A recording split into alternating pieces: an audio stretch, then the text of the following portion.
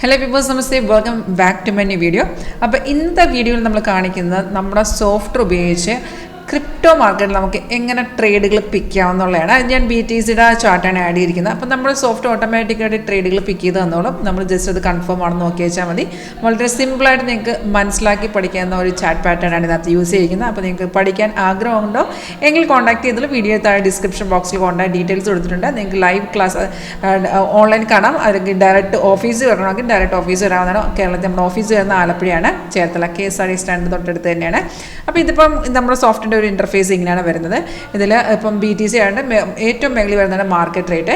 ഇതിൽ നമുക്കൊരു green colour അപ്പാര കാണാൻ സാധിക്കും. അത് നമുക്ക് ബൈ ചെയ്യാനുള്ളതും അതുപോലെ റെഡ് ഡൗൺ ആര വരുന്ന സെല്ലിൻ്റെ ഇൻഡിക്കേഷനാണ്. അതായത് സിഗ്നൽസ് ഓട്ടോമാറ്റിക്കായിട്ട് സോഫ്റ്റ് തരുന്നുള്ളൂ. സിഗ്നൽ വരുമ്പോൾ തന്നെ അലേർട്ട് നോട്ടിഫിക്കേഷൻ വരിക, അലേർട്ട് മെസ്സേജ് വരും, സൗണ്ട് കൂടി നമുക്ക് കേൾക്കാൻ കൂടി പറ്റും. അത് കൺഫേം ആണോ എങ്കിൽ ട്രേഡ് എടുക്കുക. കൺഫർമേഷൻ വളരെ സിമ്പിളാണ്. നമുക്കൊരു ബൈ വന്നിട്ടുണ്ടെങ്കിൽ ആരോ വന്നതിന് ശേഷം മാത്രം നിങ്ങൾ നോക്കുക. പ്രൈസ് ഇവിടെ ബൈ സോൺ ആയിരിക്കണം. ബൈ ആണെങ്കിൽ ബൈ സോൺ തന്നെ ആയിരിക്കണം. അതുപോലെ ഈ ആരോടെ താഴത്തെ ഒരു ബാർ കണ്ടോ, ഓരോ ക്യാൻഡിലും ഓരോ ബാർ താഴെ ഫോം ചെയ്യും. സിഗ്നൽ വരുമ്പോൾ താഴത്തെ ബാർ എന്തായിരിക്കണം? ഗ്രീൻ ആയിരിക്കണം. ഇൻ കേസ് അവിടെ ഗ്രീൻ അല്ലെന്നുണ്ടെങ്കിൽ ഒരു 3-4 ക്യാൻഡിന് ശേഷം ഗ്രീൻ ആവുകയാണെങ്കിൽ നമുക്ക് ഒരു കുഴപ്പമില്ല, നമുക്ക് അവിടെ നിന്ന് എടുക്കാവുന്നതാണ്. അല്ലെങ്കിൽ നമ്മൾ നോക്കേണ്ടതെന്ന് വെച്ചാൽ ബൈസിക്കിൾ വന്നിരിക്കുന്നത് ഈ റെസിസ്റ്റൻസ് ഇല്ല, റെഡ് സ്റ്റാർ റെസിസ്റ്റൻസിനെ എടുത്തിട്ട് നമുക്ക് ട്രേഡുകൾ വരാറുണ്ട്.